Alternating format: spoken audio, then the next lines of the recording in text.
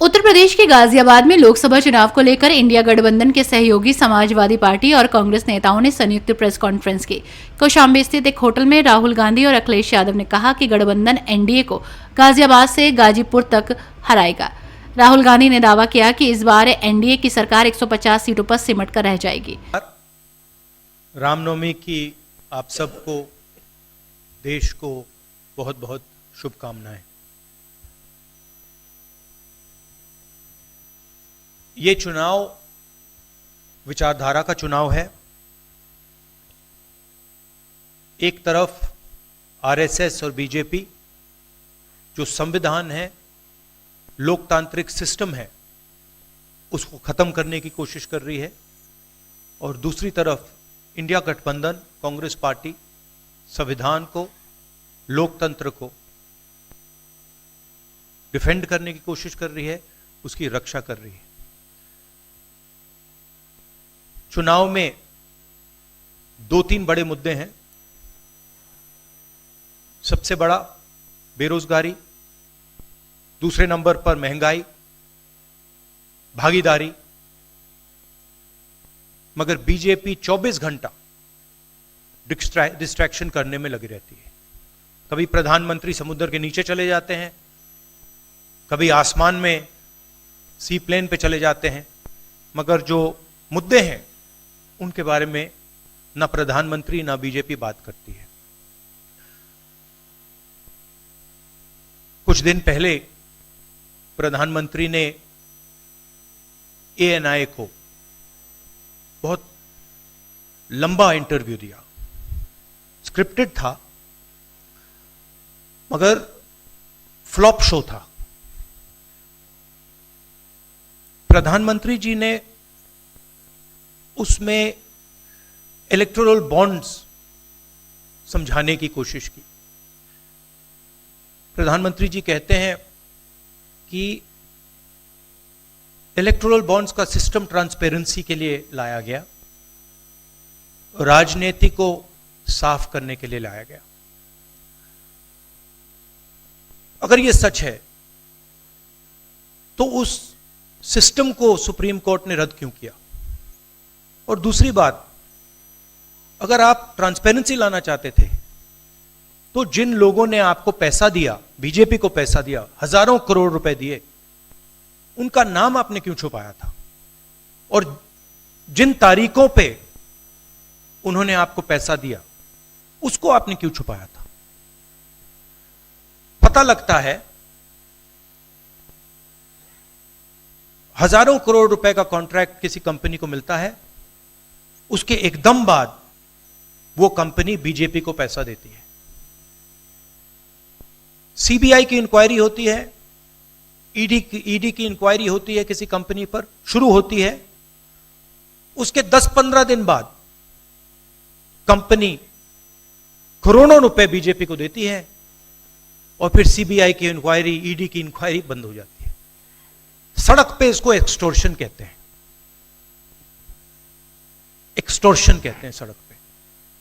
तो ये जो है इलेक्टोरल बॉन्ड्स का जो स्कीम है, ये दुनिया का सबसे बड़ा एक्सटॉर्शन का स्कीम है। हिंदुस्तान के सारे बिजनेसमैन इस बात को समझते हैं, जानते हैं, और प्रधानमंत्री जितनी भी सफाई देना चाहें कोई फर्क नहीं पड़ने वाला है, क्योंकि पूरा देश जानता है कि प्रधानमंत्री भ्रष्टाचार के चैंपियन है। धन्यवाद। शुक्रिया राहुल जी। अच्छा, एक और बात, आपने जयराम जी, आपने कहा कि जो भी आपको क्वेश्चंस पूछने हैं आप पूछेंगे, और ये ओपन एंडेड प्रेस कॉन्फ्रेंस है। बट इसमें एक और बात, मुझे पहले ही 2-3 बीजेपी वाले क्वेश्चंस पता लग जाते हैं, तो वो तो गारंटीड पूछे जाएंगे, तो उनके लिए मैं तैयार हूं। अखिलेश यादव ने कहा कि 2014 में आए थे, 2024 में जाएंगे, और इस बार विदाई भी बैंड बाजे के साथ होगी। पत्रकारों को संबोधित करते हुए पहले अखिलेश यादव ने कहा कि इस बार पश्चिम से बदलाव की हवा चली है। जनता भाजपा के झूठ और वादा खिलाफी से तंग आ चुकी है। पहले चरण का चुनाव उत्तर प्रदेश का होने जा रहा है, और जो पश्चिम से हवा चल रही है वो पूरे के पूरे उत्तर प्रदेश और देश के माहौल को बदलने जा रही है। आज गाजियाबाद में बैठे हैं। इस बार भारतीय जनता पार्टी को गाजियाबाद से लेकर के गाजीपुर तक इंडिया गठबंधन सफाया करने का काम करेगा। आज किसान दुखी है। तमाम जो वादे किए थे, भारतीय जनता पार्टी की हर बात झूठी निकली। उनके वादे झूठे। न किसान की आय दोगुनी हुई, न नौजवान को नौकरी रोजगार मिला, और जो सपने दिखाए थे विकास के वो भी अधूरे हैं। जो इनका नैतिकता का बुलबुला था वो भी टूट गया। इलेक्टोरल बॉन्ड ने इनका बैंड बजा दिया। भारतीय जनता पार्टी सभी भ्रष्टाचारियों का गोदाम बन गई।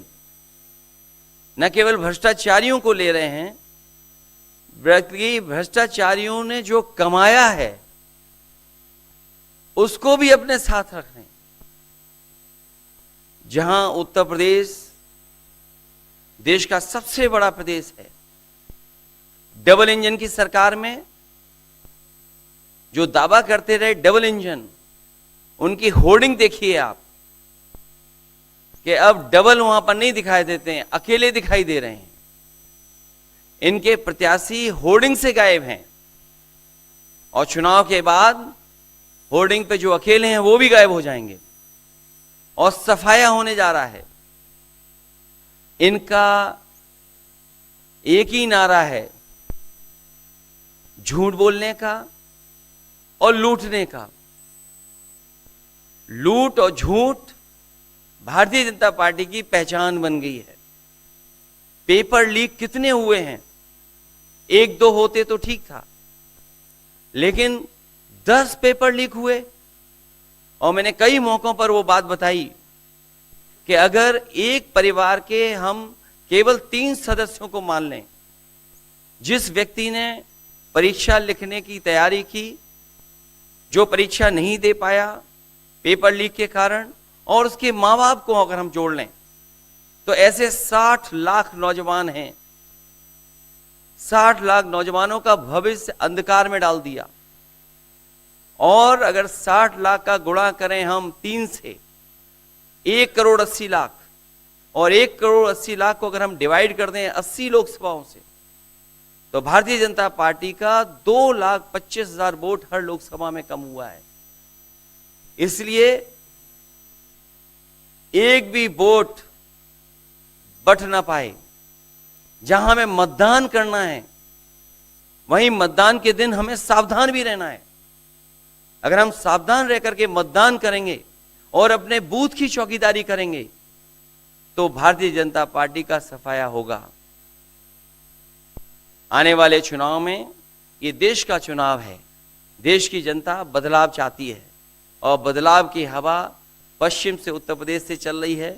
और मुझे पूरा उम्मीद है आने वाले समय में इंडिया गठबंधन और नई सरकार।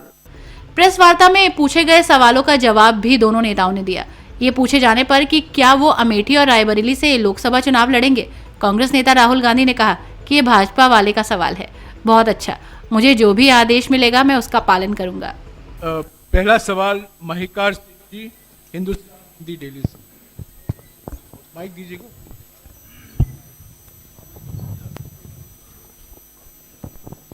राहुल जी, स्वागत है आपका। दोनों नेताओं, जबकि आज प्रचार का पहला चरण समाप्त होने वाला है, आपने मेरे मित्रों को थोड़ा सा कसरत करा दी। वो दिल्ली से यहाँ आए हैं, आपने गाजियाबाद में ही क्यों पीसी की? यूपी और दिल्ली छोड़ के गाजियाबाद में पीसी हो रही है। दूसरा सवाल ये है राहुल जी से कि लोग तो गुजरात छोड़कर पीएम बनने के लिए बनारस आते हैं, आप बाय नाइट चले गए, तो क्या अमेठी या रायबरेली से आप लड़ेंगे? ये बीजेपी वाला क्वेश्चन है। ये पत्रकार का सवाल। पहले ही opening ball BJP question. Very good, शाबाश। देखिए, अमेठी की बात कांग्रेस का डिसीजन है। जो भी मुझे ऑर्डर मिलेगा मैं वो करूंगा। सीईसी मीटिंग हमारी पार्टी में सीईसी मीटिंग्स में ये डिसीजन लिए जाते हैं। बट पहला बीजेपी का question, good question, thank you. Amar Ujala से निशा, आप थोड़ा शांत हो जाइए यहाँ प्लीज। बहुत बहुत स्वागत है। मेरा सवाल आपसे ये है कि यूपी में न केवल यूपी में बल्कि पूरे देश में इस बार कांग्रेस ने अपने बहुत कम प्रत्याशी 268 अभी तक सामने आए हैं और यूपी में तो 80 सीटों के मुकाबले केवल 17 सीट हैं। ऐसा क्यों? क्या ऐसा मान के चल रही है कांग्रेस कि आप कमज़ोर चल रहे हैं या यूपी में कमज़ोर है कांग्रेस, इसलिए सपा या आपके गठबंधन बाकी सहयोगी पार्टी सीट नहीं देना चाह रही हैं? नहीं, हमने डिसीजन लिया है कि इंडिया गठबंधन चुनाव लड़ेगा और हमने सीट शेयरिंग की है और ओपन माइंडेड तरीके से दिल खोल के हमने सीट शेयरिंग की है। हम चाहते हैं कि थोड़ी सी हम फ्लेक्सिबिलिटी दिखाएं और ओपन माइंडेड तरीके से हम चुनाव लड़ें, इसीलिए हमने स्पेस हम अपने पार्टनर्स को दी है, पर इसका कोई कमजोरी का मतलब नहीं है। पीटीआई से अनवर। राहुल जी, मेरा सवाल आपसे है कि पिछले बार जो आप दोनों लोगों का गठबंधन था वो सफल नहीं हो सका उत्तर प्रदेश में। एक बार फिर आप लोग साथ आए हैं और प्रधानमंत्री ने पिछले दिनों कहा कि ये दो लड़कों की फ्लॉप फिल्म है जो इस बार भी फ्लॉप होगी। तो आगे आप क्या उम्मीद कर रहे हैं इस गठबंधन से? उत्तर प्रदेश में कितनी सफलता मिलेगी और कितनी सीटों की उम्मीद है इस बार आप लोगों को? देखिए, मैं सीट्स का प्रेडिक्शन तो नहीं करता हूं, जनरल बात कह सकता हूं कि 15-20 दिन पहले कि 180 से 180 तक जाएंगे, अब मुझे लग रहा है 150 तक जाएंगे। हर स्टेट में हमें रिपोर्ट मिल रही है कि हमारा चुनाव इंप्रूव कर रहा है और अंडर करंट है। जहां तक गठबंधन की बात है, यूपी गठबंधन की बात है, बड़ा पावरफुल गठबंधन है और बहुत अच्छा परफॉर्मेंस होगा हमारा उत्तर प्रदेश में। दैनिक जागरण से आदित्य त्रिपाठी। आप दोनों का बहुत बहुत स्वागत है। मेरा प्रश्न यह है कि उत्तर प्रदेश में एनडीए गठबंधन रोकने के लिए आपकी क्या रणनीति है? सॉरी, क्या? उत्तर प्रदेश में एनडीए गठबंधन को रोकने के लिए आपकी क्या रणनीति आप दोनों लोगों की? उत्तर प्रदेश में नेशनल लेवल पे मैं आपको हमारा फाउंडेशन बता देता हूं और वही आइडियाज हम उत्तर प्रदेश में भी चलाएंगे। देखिए, पिछले 10 सालों में नरेंद्र मोदी जी ने नोटबंदी करके, गलत जीएसटी लागू करके और जो बड़े बड़े अरबपति हैं, अदानी जी हैं, उनका पूरा सपोर्ट करके जो रोजगार पैदा करने का सिस्टम था उसको उन्होंने कंप्लीट खत्म कर दिया है।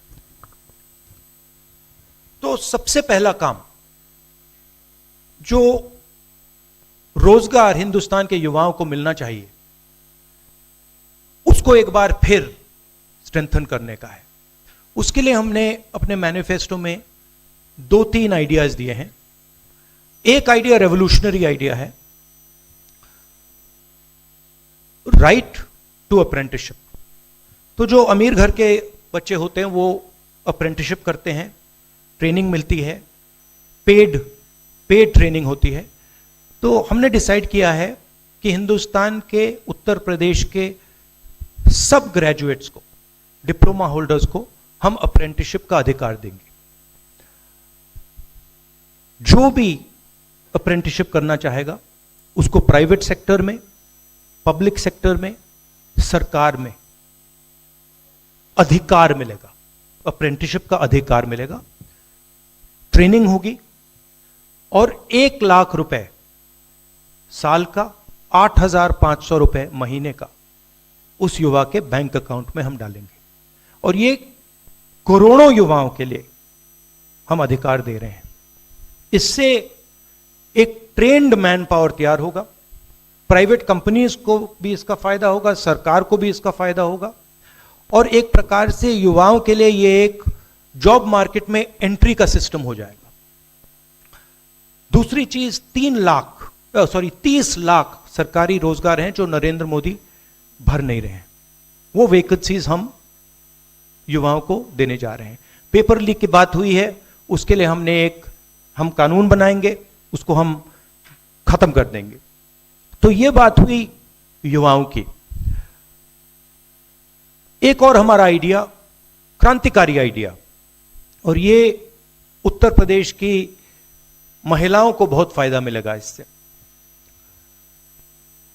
हर गरीब परिवार की हम लिस्ट बनाएंगे और हर गरीब परिवार में से हम एक महिला को चुनेंगे और उसके बैंक अकाउंट में महीने के 8,500 रुपए, साल के 1 लाख रुपए सरकार हर महीने बैंक अकाउंट में डालने जा रही है। किसानों की बात, किसान सिर्फ 2 चीजें मांग रहा है।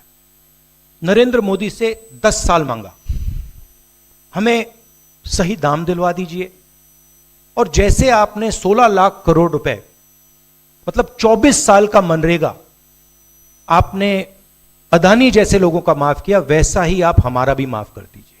और नरेंद्र मोदी मना करते हैं, उन पे फायरिंग करवा देते हैं, उनको डरा देते हैं। तो हमने लीगल एमएसपी का निर्णय ले लिया है। हिंदुस्तान में पहली बार लीगली गारंटीड एमएसपी होगी और हम उनका, किसानों का कर्जा माफ करने जा रहे हैं।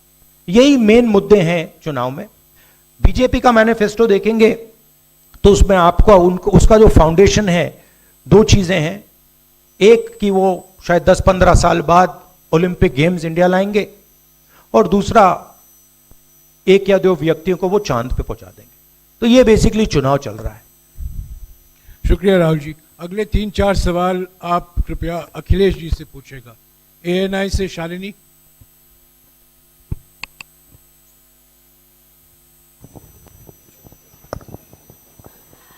पहला सवाल राहुल जी से है। अखिलेश जी से पूछेगा प्लीज। उन्होंने कृपया लगा दिया, इसलिए अब हमसे पूछिए। दोनों से पूछूंगी सर। पहला सवाल राहुल जी से है, जैसे कि पीएम ने कहा है कि मैं देश बचा रहा हूं, लेकिन इंडिया अलायंस जो है वो परिवार बचा रहा है, इस पर क्या कहेंगे सर? और जो दूसरा सवाल, सेकंड बीजेपी क्वेश्चन। सर दूसरा जो सवाल है मेरा वो ये है, जादूगर कहा है उन्होंने राहुल जी को, और उन्होंने कहा है एएनआई को जब इंटरव्यू दिया उसमें बोला कि ऐसा कौन सा जादू है कि एक झटके में गरीबी मिटा सकते हैं। मैं जानना चाहता हूं ऐसा कौन सा जादू है कि एक झटके में गरीबी मिटाई जा सकती है। तो ये मेरा सवाल दोनों से है। नहीं, दोनों से है। मैं धन्यवाद देता हूं, आप लोगों ने सवाल पूछे। हालांकि कुछ सवाल आपने राहुल जी से पूछे थे। एनडीए को पीडीए हराएगा, एनडीए को पीडीए हराने जा रहा है, एनडीए को पीडीए हराने जा रहा है। और जहां तक सवाल परिवारवाद की बात है, आज नवरात्र है, आज शुभ दिन है। भारतीय जनता पार्टी के लोग संकल्प लें कि ना किसी परिवार वाले को टिकट देंगे और ना किसी परिवार वाले से वोट मांगेंगे। और गाजियाबाद में कार्यक्रम इसलिए किया है क्योंकि हम दोनों लोगों ने संकल्प लिया है। वो तो इंडिया गठबंधन का नाम भी ठीक से नहीं ले पाते हैं। INDIA तो इंडिया होता है, इंडी कब से हो गया? यहां से सफाया होगा गाजीपुर तक। जो 14 में आए थे वो 24 में चले जाएंगे, और यूपी वाले स्वागत भी अच्छा करते हैं। और इस बार तो ढोल नगाड़ा और सब कुछ की तैयारी है। इस बार विदाई भी बहुत शानदार होने जा रही है। हाँ, टाइम्स नाउ भारत। रंजीता, अखिलेश जी से। जो आपने जो गरीबी को एक झटके में मिटाने की बात की, देखिए ये कोई नहीं कह रहा है कि गरीबी को एक झटके में मिटाया जाएगा। हम ये कह रहे हैं कि गरीबी को गहरी चोट पहुंचाई जा सकती है। और तरीके मैंने आपको बताए हैं। नरेंद्र मोदी जी ने पूरा का पूरा फोकस 22 लोगों पे किया है, 22-25 लोगों पे किया है। आज की सच्चाई है कि 22 लोगों के पास उतना धन है जितना 70 करोड़ लोगों के पास है। गरीबी का यह भी कारण है कि नरेंद्र मोदी जी ने सारा का सारा धन कॉन्सेंट्रेट कर दिया है, 20-25 लोगों को पकड़ा दिया है। मैं जाति जनगणना की बात कर रहा हूं और मैंने ये बात बहुत बार उठाई है। भागीदारी की बात होती है। हिंदुस्तान के किसी भी इंस्टीट्यूशन में आपको ना पिछड़े वर्ग के लोग मिलेंगे, ना दलित मिलेंगे, ना आदिवासी मिलेंगे, ना गरीब जनरल कास्ट के लोग मिलेंगे। मैंने मीडिया के बारे में बात उठाई। मीडिया में आपको बड़े बड़े एंकर्स दिखते हैं। आपको मीडिया की कंपनीज के मालिक की लिस्ट निकालिए, आपको दिख जाएगा कि उधर ना एक पिछड़ा मिलेगा, ना एक दलित मिलेगा, ना एक आदिवासी मिलेगा। तो हम क्रांतिकारी काम करने जा रहे हैं। जाति जनगणना, महिलाओं को गरीब महिलाओं को 1 लाख रुपए, युवाओं को अप्रेंटिसशिप का कानून, अप्रेंटिसशिप का अधिकार, उनके बैंक अकाउंट में 1 लाख रुपए, किसानों को एमएसपी। तो ये सब गरीबों को पैसे देने के तरीके हैं। नरेंद्र मोदी जी ने पिछले 10 साल में गरीबों को कुछ नहीं दिया। तो ये हम करने जा रहे हैं। हाँ रंजीता, अखिलेश जी से। हाँ, अखिलेश जी से ही सवाल है। राहुल जी ने अभी जितनी भी चीजें कही, अखिलेश जी से नहीं, मैं सवाल पहले जितनी भी चीजें कही वो तमाम चीजें कांग्रेस के घोषणा पत्र में है। क्या इंडिया गठबंधन का अपना कोई साझा जो है वो मैनिफेस्टो होगा? अखिलेश जी, क्या जो राहुल जी कह रहे हैं क्या वही तमाम चीजें सपा की भी है या सपा कुछ अलग भी घोषणाएं कर रही है चुनाव में? इंडिया गठबंधन नई उम्मीद है और जैसा कि राहुल जी ने कहा कि उनके मैनिफेस्टो में बहुत सारी चीज़ें हैं जिससे गरीबी दूर की जा सकती है। उसी से जोड़ करके मैं ये कहना चाहता हूँ कि जिस समय हमारा देश का किसान खुशहाल हो जाएगा, जिस दिन देश के किसान को अपनी लाभकारी मूल्य मिलने लगेगा फसल का, और मैं समझता हूँ जितने भी राजनीतिक दल हैं और खासकर जो इंडिया गठबंधन के साथी हैं वो ये बात कह रहे हैं कि हम एमएसपी की गारंटी देंगे या किसानों को लाभकारी मूल्य देंगे, और जिस दिन भारत सरकार किसानों की आय बढ़ा देगी, गरीबी दूर होना शुरू हो जाएगी। और मैं कई मौकों पर कह रहा हूं कि जाति जनगणना भी एक हमारा मुद्दा है। बिना सामाजिक न्याय के, बिना जाति की गैर बराबरी खत्म किए हुए हम अपने समाज को आगे नहीं बढ़ा सकते। और जैसा राहुल जी ने कहा कि खुशहाली के लिए जाति जनगणना जरूरी है, तो जाति जनगणना, सामाजिक न्याय और पीढ़ी की लड़ाई को लेकर के हम चलेंगे। उससे गरीबी भी दूर होगी और मान सम्मान भी मिलेगा। विक्रांत, एक चीज और देखिए, ये जो हमारा मैनिफेस्टो है ये जरूर कांग्रेस पार्टी का मैनिफेस्टो है, मगर इसमें जो आइडियाज हैं वो इंडिया गठबंधन उनकी आइडियोलॉजी के आइडियाज हैं। और अगर समाजवादी पार्टी का कोई सजेशन हो या किसी और भी इंडिया गठबंधन की पार्टी का सजेशन हो, उसको हम सब ऑन बोर्ड करेंगे। तो हमारा मतलब जॉइंटली काम होता है। हम बातचीत करके